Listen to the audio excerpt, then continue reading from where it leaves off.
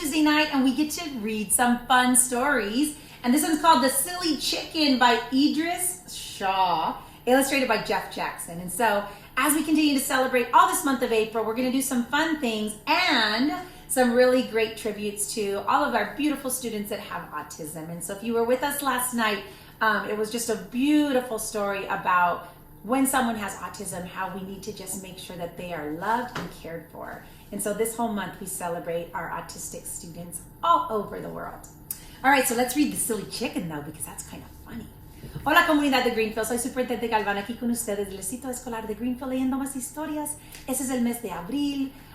Ayer leímos una historia de autismo. Esta noche vamos a leer uno de un pollo chistoso. A ver lo que va a ser, porque el resto de este mes, esta semana, vamos a celebrar con historias chistosas. So, gracias por estar aquí.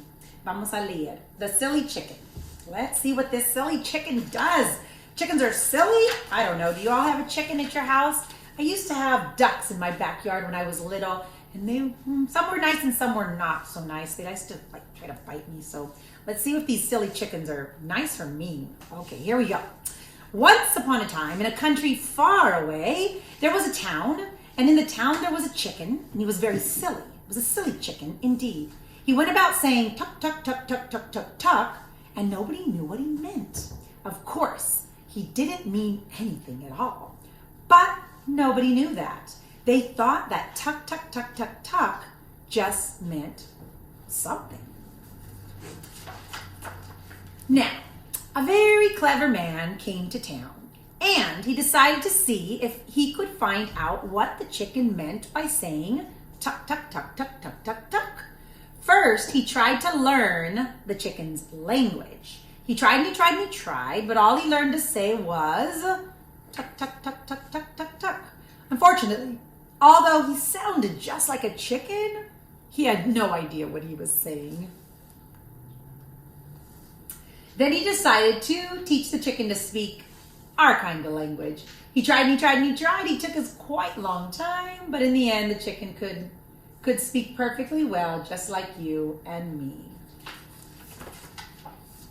After learning to speak as we do, the chicken went into the main street of the town and called out, "The earth is going to swallow us up." Whoa, the chicken is talking. At first, the people didn't hear what he was saying because they didn't expect a chicken to be talking human language. The chicken called out again. "The chicken is trying to swallow us up." This time, the people heard him and they began to cry out, "Oh, good heavens, the earth is going to swallow us? Good heavens, good gracious, dear me. The earth is going to swallow us up. Yes, indeed. The chicken says so." Thoroughly alarmed, all the people packed up all of their precious things and they began to run to get away from the earth. They ran from one town to another.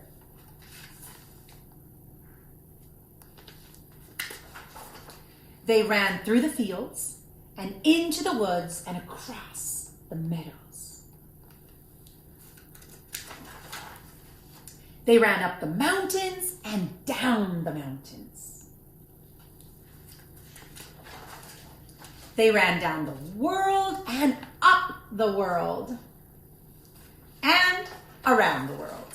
They ran in every possible direction, but they still couldn't get away from Earth. Finally, they came back to their town, and there was the chicken, just where they had left him before they started running. "How do you know the earth is going to swallow us up?" they asked the chicken. "I don't know," said the chicken. At first, the people were astonished, and they said again and again, "You don't know? You don't know? What?" And they became furious, and they glared sternly at the chicken and spoke in angry voices. "How could you tell us such a thing? How dare you say that if it wasn't going to happen? You made us run from town to town. You made us run through the fields and into the woods. You made us run up mountains and down mountains. How could you, chicken? You made us run down the world and up the world and around the world. Chicken, you made us run in every possible direction because you said the earth was going to swallow us up." The chicken smoothed his feathers and cackled and said, "Well, that just shows how silly you are. Only silly people would listen to a chicken in the first place. You think a chicken knows something just because they can talk?" At first, the people just stared at the chicken, and then they began to laugh. They laughed and they laughed and they laughed at how silly they were. That was true indeed. After that, whenever they wanted to laugh, they would go to the chicken and say, "Tell us something to make us laugh." And the chicken would say, "Cups and saucers are made out of knives and forks." "What? What are you talking about?" And the chicken would reply, "I'm an egg." The people would laugh at this too, because they knew he wasn't an egg, but he knew how to make jokes. "I am not yellow," the chicken would reply, "because I painted myself blue." The people could laugh at this too, because they could see he was not blue at all. "What did you paint yourself with?" And the chicken would reply, "With red ink." And now people everywhere laugh at chickens and never take any notice of what they say, even if they can talk. Because, of course, everybody knows that chickens are silly, and that chickens still go on in that town in the faraway country telling people things to make them laugh. And that is the end. Silly chicken, and the people listened, right? That's funny. Thank you so much for joining us here tonight, boys and girls. We'll see you back here tomorrow night for another story. I'm Superintendent Galvan with the Greenfield School District, sending a great big bear hug from our family to yours.